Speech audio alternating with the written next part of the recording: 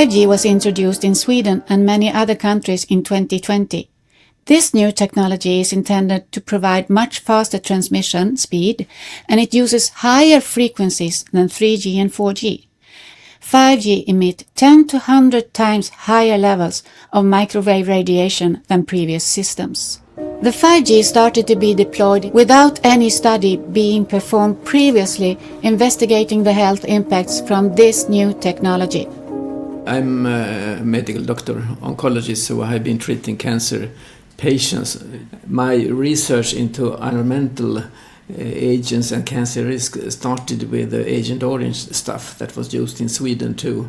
That was in the 1960s and 70s, and I met back in 1980s or late 1970s patients with a special type of cancer that have been spraying in the woods with this Agent Orange stuff. And at that time it was not widely known that there was a dioxin problem, a TCDD problem. I went on with other studies on persistent organic pollutants like PCB and cancer risks and so on. And finally, during the last 2 decades or a bit more, studying the radio frequency radiation and cancer risks. So we have published a number of studies on cancer risks, mainly on using the mobile phone and the risk for tumors in the brain, glioma, and also on the hearing nerve, acoustic neurinoma, which were confirmed in our studies and also in other to be about 2 to 3 times increased risk if you have used the mobile phone for a substantial number of years, 10 years or more. And from that on we have moved to look into the environmental exposure to radio frequencies mostly from base stations, which is a really growing problem with the introduction of 5G, etc. I'm a journalist. Usually you call it like an investigative reporter, and also done a lot of documentaries, especially in the field of radio. And so I've been working many years for the Swedish public service, for the radio mostly, and some TV also. And then since a few years back I started my own channel, which is called Folkets Radio, the People's Radio. I think this was also, in the time when they were introducing 5G. I was acquainted with a guy who was driving around in Stockholm and measuring in people's homes. So I was offered to go along with him for a day. So I brought my recorder and my microphone, and we were riding around Stockholm and meeting people who were complaining about this. There was especially one place in Kista, a suburb to Stockholm, where a woman, I think of Iranian descent, she was complaining that there was tons of these antennas on her roof just above her ceiling. And her daughter was waking up in the middle of the night with nose bleeding and all kinds of problems. And she was really desperate. So I made an interview with her, and it was heartbreaking, really. But I didn't feel anything. So I said, could you show me one place in this apartment where you think it's really bad? So she said, well, here is this kitchen table. We don't use this anymore because people who come here, even if they have no prior knowledge, they ask, is there something strange in this apartment? So I said, okay. So I sat there and I started my clock, and I was just in my tape recorder, and in 1 minute and 2 minutes and nothing happened, 3 minutes. But then after like 4 minutes it started pinching in my hand, in the arm, and it sort of gets stronger and stronger. So after like 7 minutes I decided, yeah, I do feel something. So I sort of, and then we thanked her, and then when I came down from the elevator, it was like an elephant had been standing on my chest. I lost my breath, and I was completely, dehydrated. I couldn't breathe for a few seconds, and that was sort of the first time that I really felt, wow, this really has some impact. The fact that 5G was to be deployed without any previous safety studies upset a number of scientists that called for safety studies to be done before the 5G deployment. They were concerned that due to the increasing radiation exposure and the use of new frequencies, 5G would lead to potential serious health consequences. They also stressed that harmful effects from previous systems like 2G, 3G and the 4G were already shown to appear well below the levels expected from the 5G antennas. And then I think 1 or 2 years later I was moving in here and I was feeling sort of pain in my chest. And I think normally I wouldn't have any, I would just wonder why do I have that? But since I was working with this topic, it came to my mind, what if actually this 5G tower is affecting me? So I asked one of the people that I interviewed who has this kind of meter, IMF meter, if he could come to my place and measure. And so he did, and he said, oh, it's quite high actually in your bedroom. The Swedish Radiation Protection Foundation was contacted by a number of people complaining of various symptoms such as sleeping problems, headaches, dizziness, heart problems after 5G base stations had been deployed close to their apartments or houses. This is exactly the same symptoms that had been identified in scientific studies during the last 25 years among people living close to mobile phone masts. Dr. Lennart Hardell then suggested that we should investigate the health effects and radiation levels from 5G. We have this far published 8 case studies and one summary of the studies. Shockingly, these case studies are this far the only studies that have investigated health impacts on people exposed to 5G in real life. This type of research is not done in other places, as far as I know, around the world. But these have been case reports, people who have talked about their symptoms after 5G was implemented on the building or on the other side of the street, and they get these typical symptoms, as you can include them in the microwave syndrome, with headache, fatigue, difficulties to sleep, etc. There can be muscle pains and problems from the stomach and from the heart, of course, too. So there's quite a lot of symptoms, and they can develop very quickly when you are exposed, in contrast to cancer, which we haven't studied, which is a long-term effect. I mean, 5G started some 4 or 5 years ago in Sweden, 2020, and the cancer effect will come up after 10, 15 or 20 years. You have both the cancer risk in long term, but you have these acute symptoms, which some people develop, others do not. Many may have them, but they are not aware of the connection with the radio frequency radiation.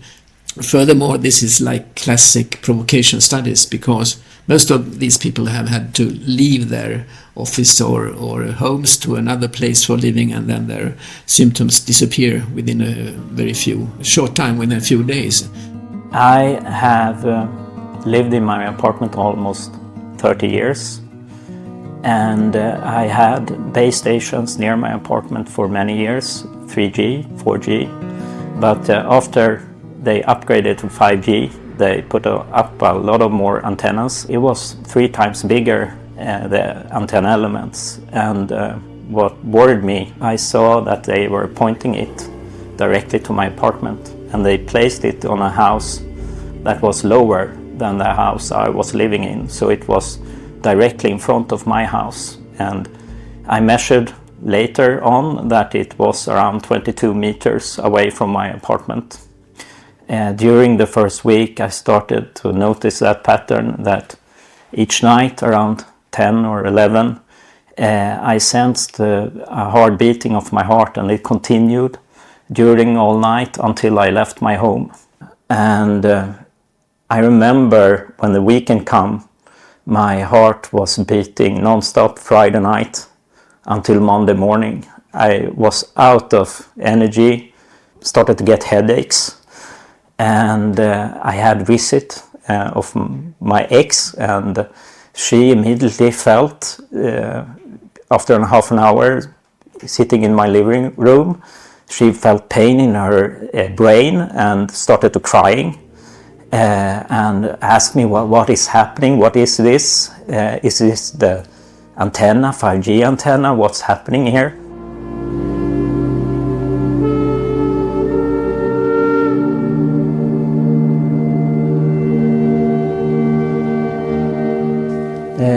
I november 2021 så efter att ha bott i samma hus i ungefär 10 år så märker jag hur det börjar slamra på taket.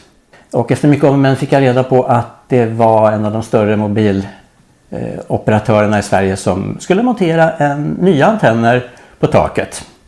5G då bland annat. Innan det här hände så fanns det en befintlig basstation på taket med en äldre version då. Så jag kände till att man kunde mäta mikrovågsstrålning, så jag kontaktade en man som kunde mäta upp det här ordentligt då innan det här var installerat. Så vi fick de mätvärden före de här 5G-masterna installerades. När man hade kopplat in 5G då så fick jag väldigt snabbt och tydligt symptom. När jag kände att allting, det bara var fel i kroppen. Jag fick huvudvärk, yrsel, tinnitus, det stack i huden. Och jag försökte lägga mig i ett annat rum. Det var lite bättre där men inte mycket. Jag var ju medveten om det här att det finns något som heter placeboeffekt. Att tankar och känslor påverkade. Så jag provade verkligen mig själv.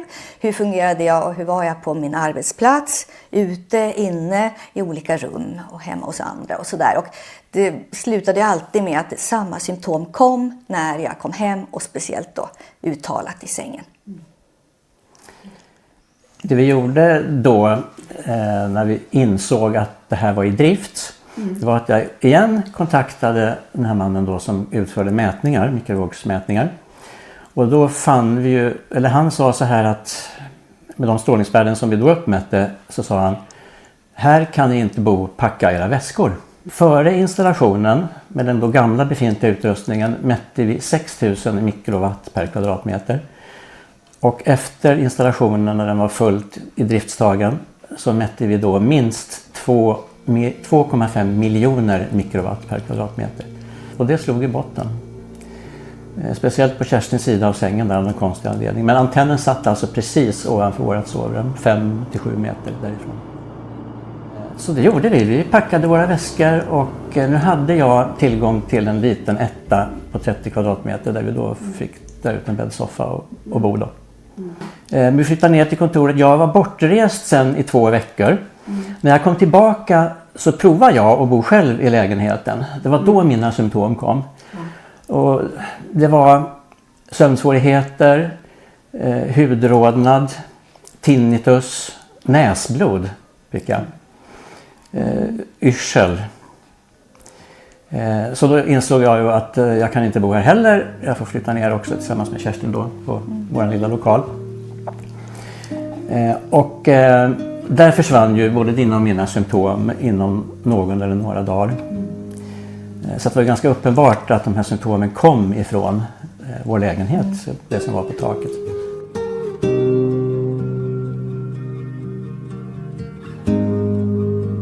We had some cases where we had measurements before.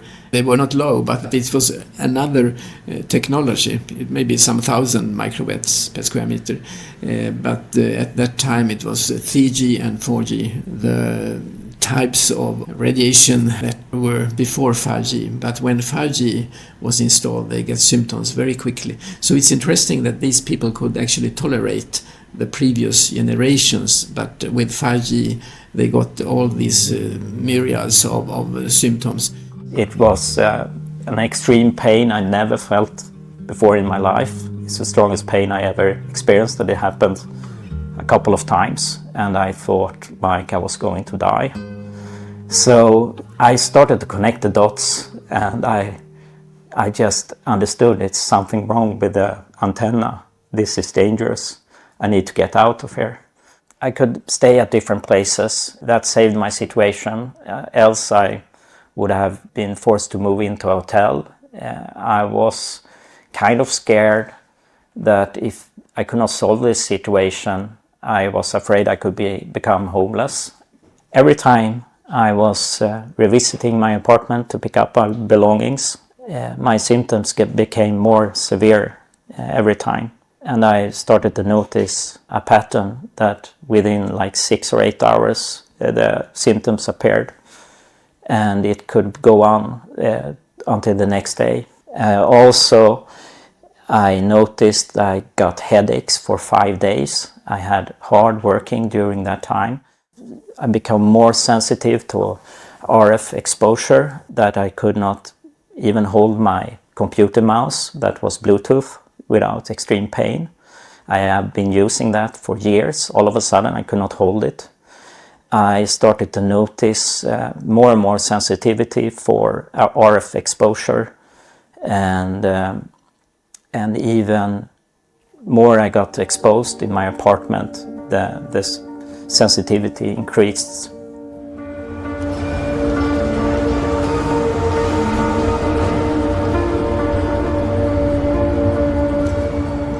Our governments and the industry claim that there are no health risks with the 5G radiation because we have so-called safety limits that protect us against harm.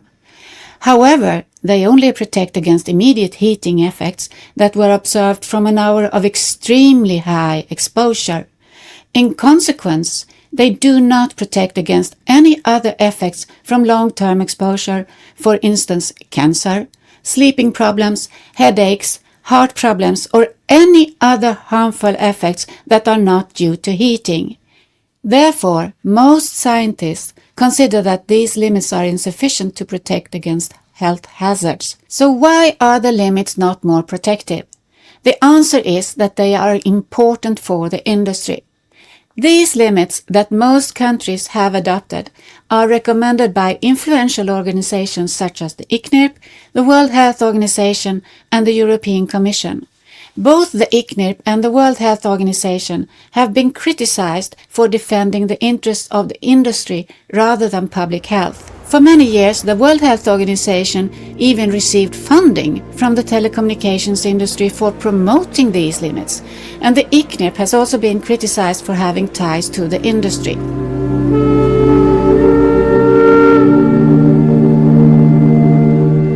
There is something with this technology, because it's rapid onset and rapid off, called MIMO, multiple inputs and multiple outputs of the radiation. So it's a bombarding of the human body, and it seems to be especially problematic. And one mechanism could be that there is not very much recover. I mean, usually if you go on cellular level and get a toxin or on a radiation, there can be some damage, but there is also a reparation mechanism in the cells. This cannot be done with 5G because it's so rapid and it's so very high pulses. So they get these toxicological effects on the human body. I mean, this is used in radiotherapy, radiation of cancer. Now, instead of giving the dose once a day, we can divide it and give the dose twice, one dose of the radiation in the morning and another in the afternoon. And we know that the same dose is much more toxic to the cancer cell if it's divided in two doses during the day. This has to do with the repair mechanism. So the body doesn't have the time to repair the effect of the radiation when it's given with the short intervals.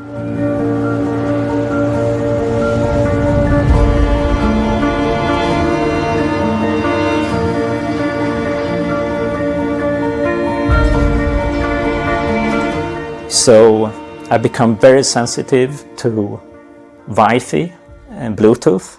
When I moved to another apartment, I became very sick. I was still in a very bad shape, and I was extremely sensitive to all form of RF exposure.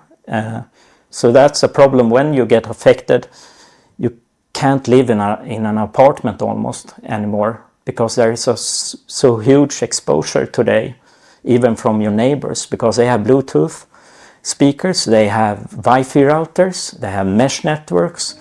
We have built a society that makes people sick today.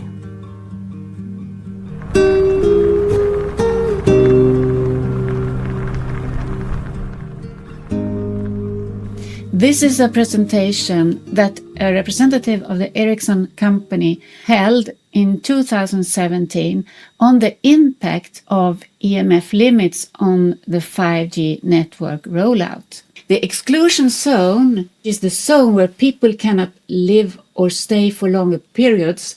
If Ericsson has to adapt to limits that are 100 times lower, or in other words, 100 times stricter than the ICNIRP limits, the exclusion zone would be this big. compared to the exclusion zone of ICNIRP limits, which is only this area. So it has a huge consequence for Ericsson, and they conclude here, size of exclusion zone with 100 times lower ICNIRP limits makes 5G network rollout a major problem or impossible.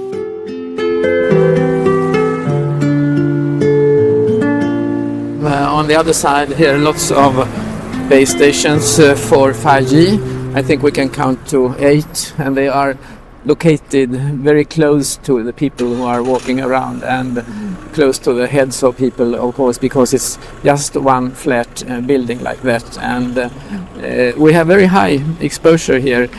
It's just now we have some 14-15 volts per meter, but we have measured much higher before. I mean, if you move around and come into the direction of the beam, it will be even higher, maybe 30-40 volts per meter, which is very close to 50 volts per meter, where you have an increased cancer risk in animal studies. So this place is definitely not safe, and also a place where you can get this microwave syndrome, or the symptoms which are created by radio frequency radiation. The old town is very crowded by buildings and very narrow streets between, and so they put very high exposure, high radiation from the base stations just to get into the old town. I mean, it's a technology which is badly designed and also badly controlled by the society. And of course people don't understand or are unaware of this, because the radiation doesn't smell it, you can't see it, you can't feel it, etc. So it's a classical environmental agent which you don't know that this is a risk factor. Actually it's the same with dioxins that are group 1 carcinogens in humans. You can't smell them, you can't feel them, and you can't taste them. It's quite similar. It's a silent cancer agent that we are now having in our surrounding, and that is increasing in the level, of course. Exposure limits for harmful emissions are normally set to protect the public, and then the industry has to adapt to the limits. But in this case, the limits are rather set to protect the industry's needs. This has become evident ahead of the 5G rollout. The industry put pressure on countries and regions with lower limits than those from the ICNIRP and the World Health Organization to let the limits be less protective, for instance Italy, Brussels and Switzerland. Otherwise 5G could not be deployed. I have made the measurements around 10 schools in Örebro, my hometown, and there is a very high radiation on the schoolyard. It's tens of thousands of microwatts, like 30-40,000 microwatts per square meter, which is far away higher than the toxic levels in different studies. As we can see, all ages are affected, but we know from other studies in literature that children in general are more sensitive than grown-ups, and this is of course of concern if you go to like the school situation. I mean, we still have very much use of the wireless technology, and we know that there is an increasing problem with school children with tiredness and headache and so on. The telecommunications industry is of course the major player pushing for the 5G rollout. 5G is not primarily intended to meet the needs of the public, but rather the needs of the industry. Unfortunately, the industry has shown no interest in the results of our studies and the reported serious health effects of their new 5G technology. Rather, they have taken actions to cover up the health hazards. For instance, a representative from Ericsson, the world-leading provider of 5G base stations, wrote an email to the editor that published our first case study asking for the article to be withdrawn.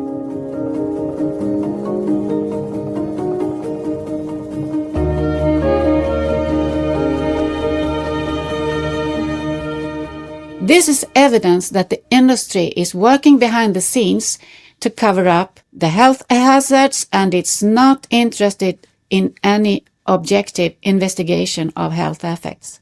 They are important, these case reports, because they are the red flags that something is happening. This is the first sign. It's like the Canarian bird down in the mines where they used to have them to see if they reacted on the ambient air quality and could see if they got sick, that, well, it's not good here. And if we look historically, very much of the medical knowledge has started with case studies, like case reports. That's the first sign that something is wrong here. But of course they need to be supplemented with more studies and larger case series and so on.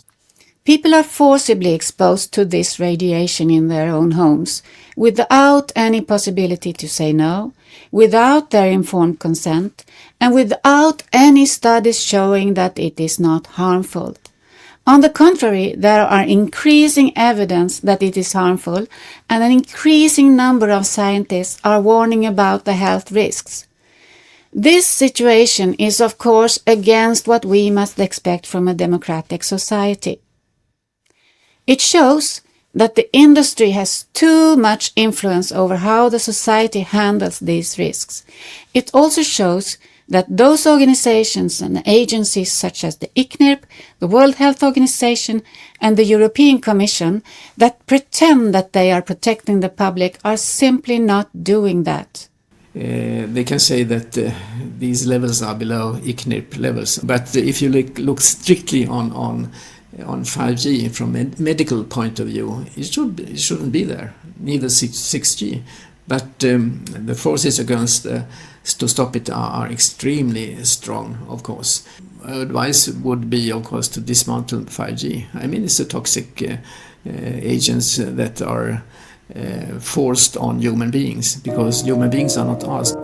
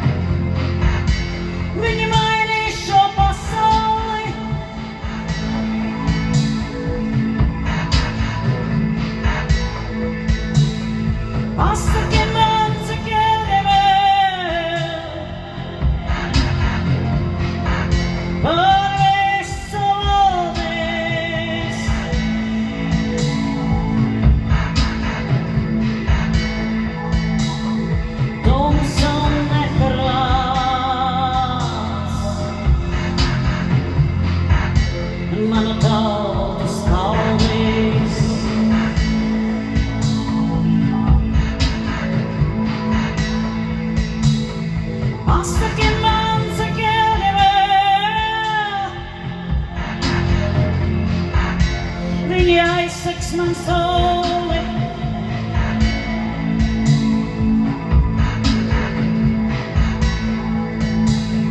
Pasaki man together. When you're all these for slowly.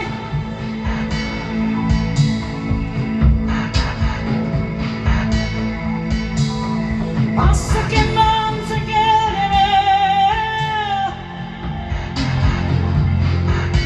Där var satsis på